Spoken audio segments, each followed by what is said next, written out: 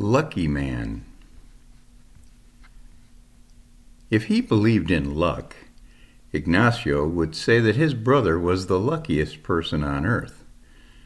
Even though they were raised by the same parents, their lives could not have been more different. If Ignacio had to sum up his life in one word, it would be sacrifice. He was born the oldest of 5 into a poor immigrant family. His parents escaped a desperate place, only to land in a land where they didn't speak the language. And even though his father was a skilled professional, not speaking English meant that his parents both had to take menial jobs just to afford sharing an apartment with his uncle and aunt and their family. 12-year-old Ignacio was still the oldest and therefore had to come right home after school every day to take care of the other 8 children till their parents got home from work. From his 10-year-old cousin Carolina down to his 4-year-old brother Ernesto, Ignacio did his best to keep everybody out of trouble for 3 or 4 hours every afternoon. That was, of course, on top of trying to learn English fast enough to catch up in a classroom where he had started so far behind. His heart longed to play anything along with the boys his age, from his beloved football, which everyone here mispronounced as soccer, to baseball, to just running around chasing each other, burning off extra energy and stress that can build up in a 12-year-old boy. But no, all his energy was spoken for back at home every day. And as he headed home each day, he couldn't help but notice some of his younger sibs stay behind and practice for sports teams or even just to play a little after-school football, especially Ernesto. Ever since he was born, Ernesto was always the favored one. He grew up learning how to turn all the attention in the room to his advantage. His life was so full of fun. If Ignacio's job was to keep everybody out of trouble, then it was Ernesto's job to test every corner of that safety net, and he laughed his way through every test. Sundays became a real treat for Ignacio. He didn't have to be in charge all day, and he found himself free to learn more about Jesus in a language that relaxed his soul. Jesus became his closest friend. So Ignacio got really good at using his friendship with Jesus to help him get through every time that he felt frustrated or worried. Jesus stayed his closest friend for the rest of his life. Most Sundays even meant a chance to play football. Soccer. With his friends at a local park. Ah, yes, Ignacio lived for Sundays. When it came to clothes, it usually pays to be the oldest, since you can't inherit any hand-me-downs. But it really just means that you can't inherit any hand-me-downs from your own family. The thrift stores were full of hand-me-downs from only God knows who. And that's where Ignacio got all of his clothes. From back to school to Sunday best, he wore the very best stuff that Goodwill had on half-price sale. And yet, despite all the extra work and lack of fun, Ignacio grew up into a fine young man. He began to see the value of the protection that being so busy offered. Even though his dad was now making enough for his mom to stay home with the family, Ignacio had to postpone college and take an apprenticeship to help with expenses. After all, they had to leave the shared apartment for one of their own, and that cost a lot more every month. As Ignacio invested in the low-paying life of an apprentice, he became more and more skilled as a contractor. He bought an old pickup truck and some tools and spent long days learning how to build and building. He didn't have time to date, and even if he did, he hadn't had a chance to meet anybody that he thought might want to go out with him. Ernesto, on the other hand, was very popular with the ladies. His good looks, skill on the soccer team, and his big personality all combined into a very active social life. Dad now had a business of his own, so he could afford taking afternoons off to watch his children on each of the sports teams that they were a part of. He especially made it a point to see every one of Ernesto's games.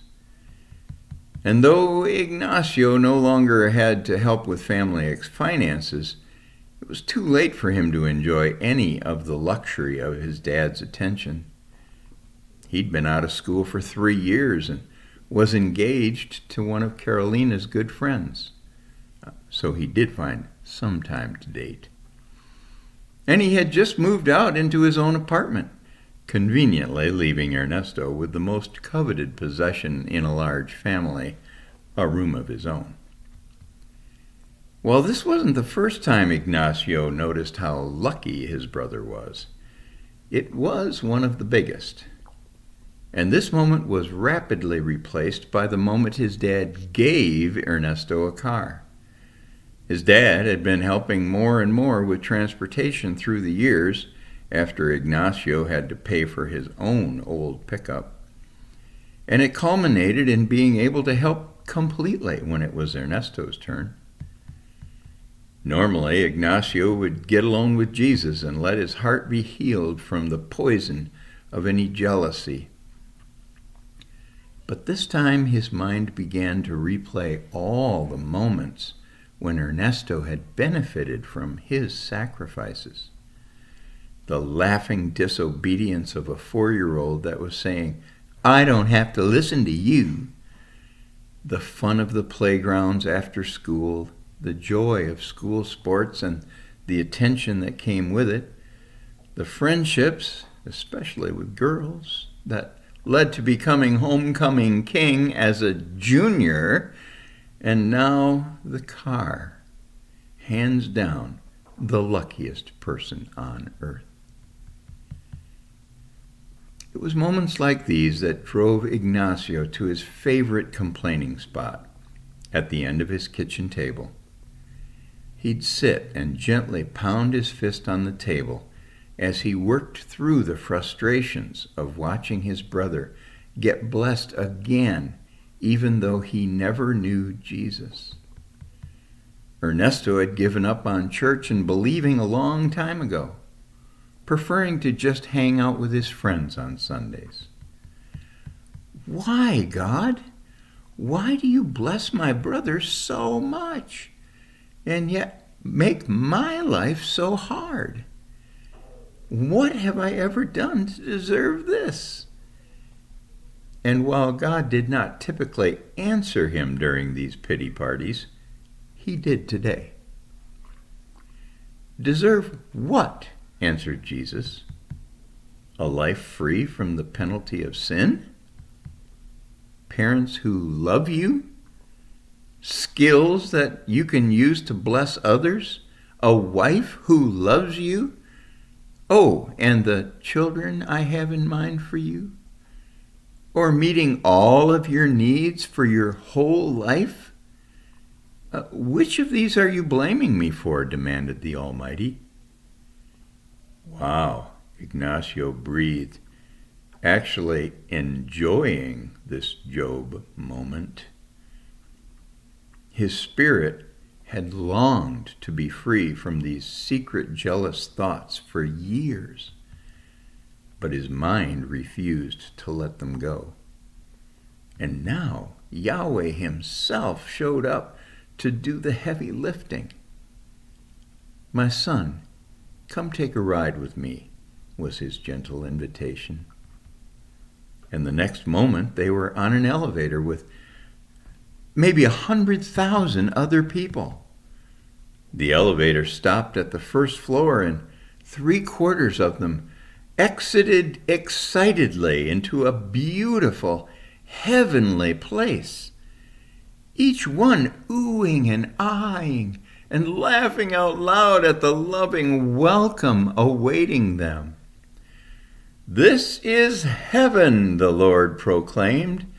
"Come, let's celebrate together," as he silently invited the ones intended to exit to go ahead and exit. He gently held Ignacio's shoulder to keep him from getting off.